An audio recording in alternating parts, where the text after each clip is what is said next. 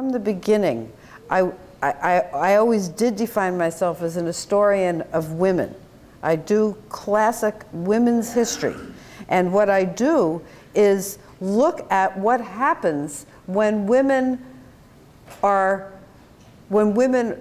occupy a status or statuses in the United States which are defined essentially by vulnerability, by being profoundly vulnerable.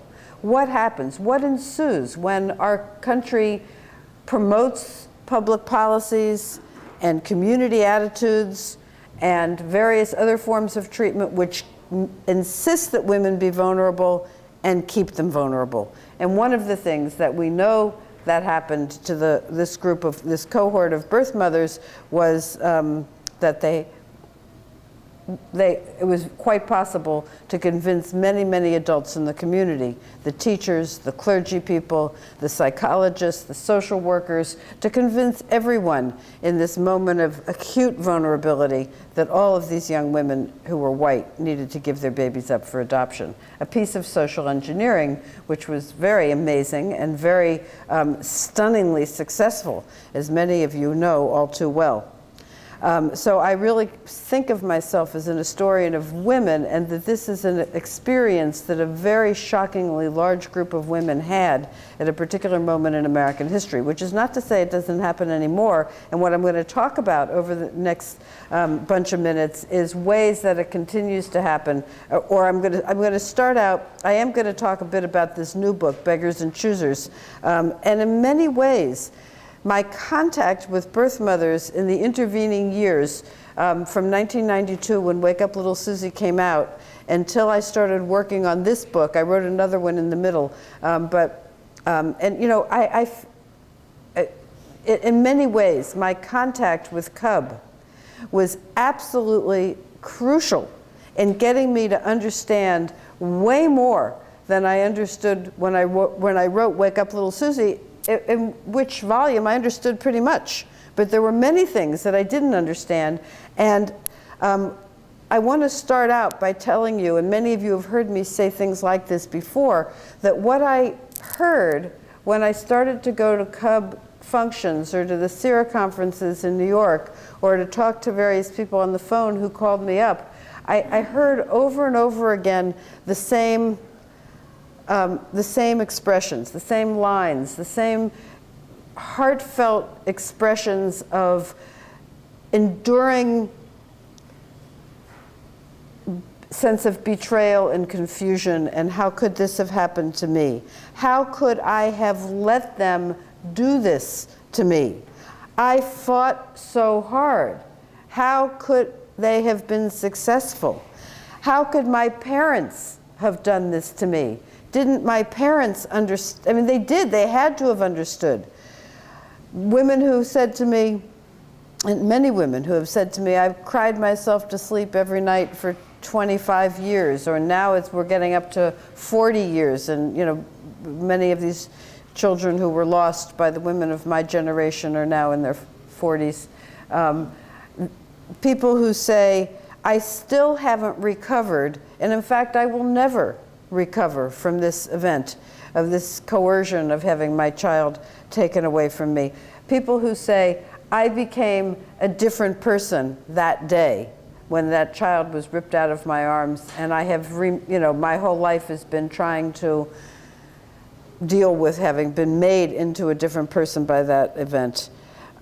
People who say all of those things, and also say that that event shaped my life like nothing else has ever shaped my life. It was the most important, the most defining thing that ever happened to me.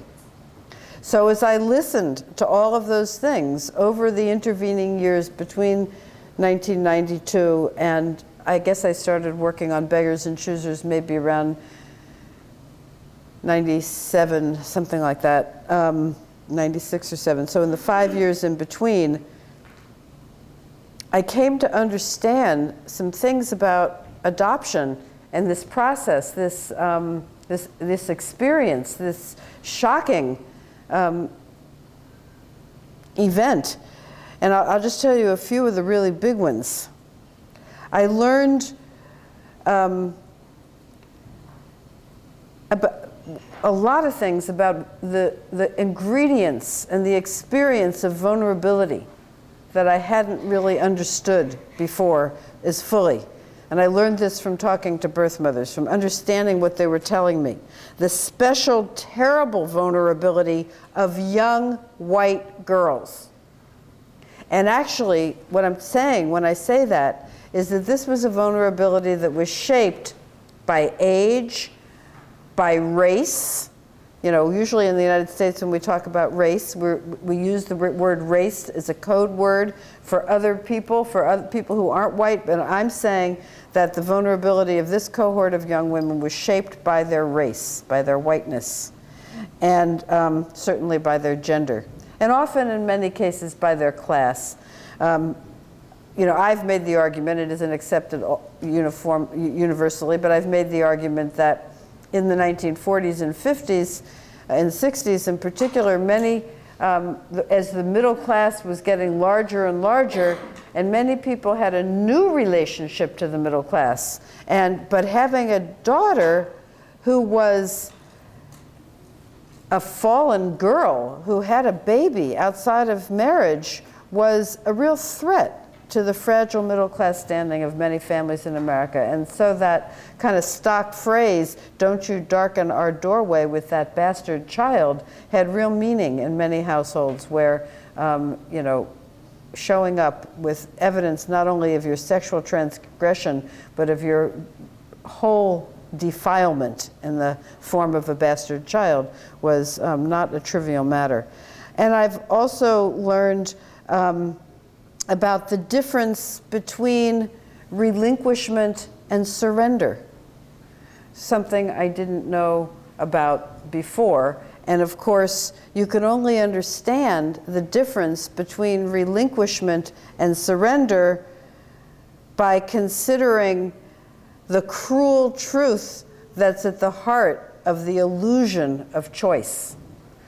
Relinquishment is something that you can choose, and surrender is something you have to give into because the forces arrayed against you are much too powerful to give you any choice. So this is a very dramatic lesson for me. And of course, I learned a lot. You know, when I wrote Wake Up Little Susie, all I knew were the voices of the women when they were 17 years old, you know, sort of left behind. And I always use this image because it's very powerful to me, and I came across it so many times in the literature of the young woman at 17 years old with her baby in her arms, you know, and the baby being, you know, sort of taken by the social worker to go through the doorway and then put it in the arms of the new parents in the next room. But what I learned went way beyond that image. I learned about the enduringness of the loss. And I didn't really have a way of knowing about that when I just captured that moment of what it was like to be so violated at that moment. And I want to just say here that there's one person in this room who made sure that I learned all these things, Carol Anderson. I mean, you know, if I gave any indication at any moment when I opened my mouth that maybe I didn't really quite get it, there was one person who would not let me get away with any misunderstandings.